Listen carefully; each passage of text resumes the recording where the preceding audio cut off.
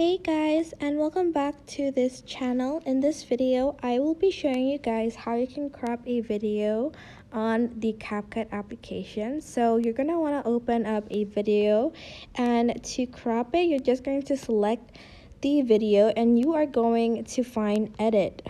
You are then going to find crop, and here you can choose from these options like these frame ratios, or you can sort of crop it yourself here on the free one. As you can see, I'm just gonna reset it, and then as you can see, you can crop it here too, and then you can also rotate it. I think, I'm not sure.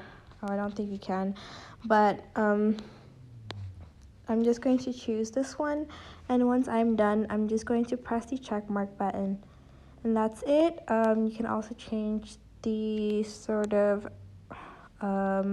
format, so I'm just going to choose the square one to fit the size of the video.